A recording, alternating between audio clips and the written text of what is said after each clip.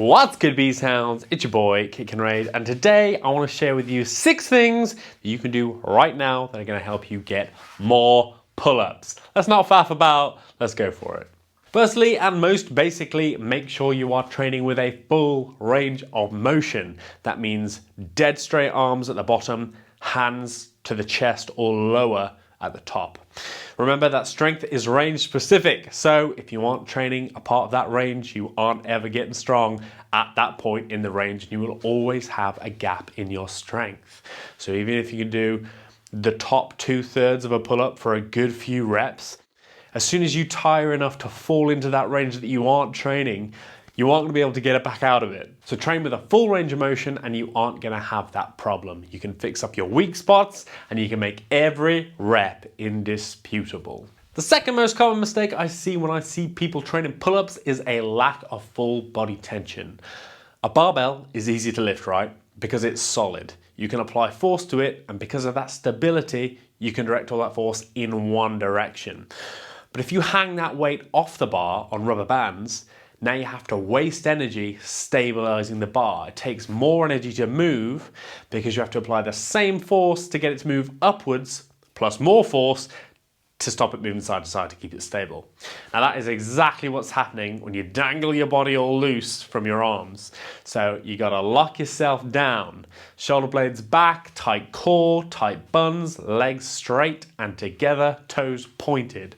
As a bonus, this is also going to help you not to kip, which is going to make each rep more effective, which is going to make you stronger, which is going to translate into more reps.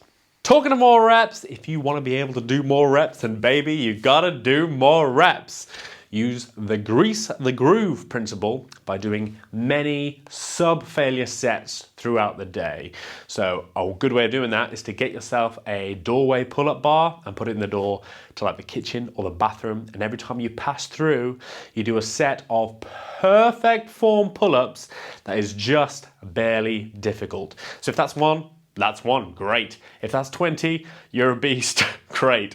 What's important here is keeping your form perfect, like the video dictionary definition of a perfect pull-up, and accumulating as much volume as possible while keeping fatigue low. So long rests, short sets.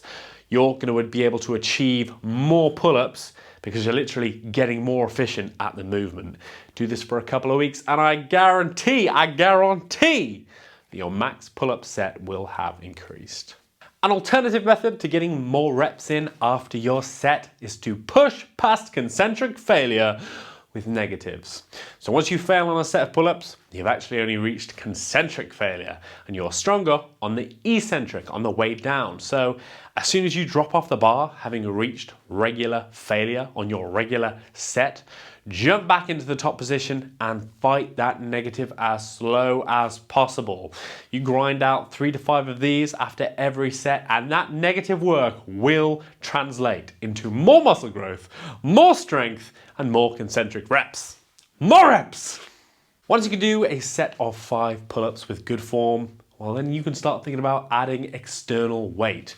It only takes a little extra resistance to translate into huge extra gains. So if you can do 5 pull-ups, but you can't do 6 pull-ups, see if you can do 5 with 2.5 kilograms. Now you're using the principle of progressive overload to add weight where you can't add reps. So you're still moving forward, you're still doing more than you were, and therefore making strides to break in that rep plateau. If you stick with this for a few weeks, increasing the weight if you can do that with keeping good form, when you deload, you will be benefiting from increased strength and power that moving that little bit of extra weight gave you, and you'll find you have a lot more in the tank than you did before. You can be stronger, you're gonna get more reps. And lastly, the opposite of tip number 5, instead of adding weight, if it's appropriate for you, touchy subject, consider losing some.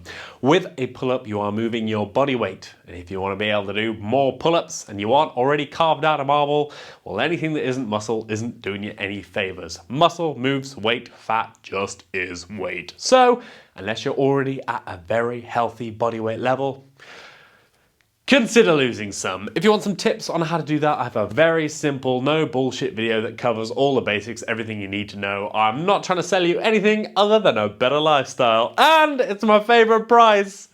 It's free. Anyway, I hope this helps you smash out some more reps. If you found it useful, drop us a like. I want you to comment down below. I want you to comment down below what your current max set of pull-ups is. And then implement some of these tips, come back in a month, and let me know what it is then. Let's hold each other accountable. Let's support each other on this journey of getting stronger. Do consider subscribing. That would actually really help me out, and I'd appreciate it. But whatever you do, my friends, get them gains. Be well.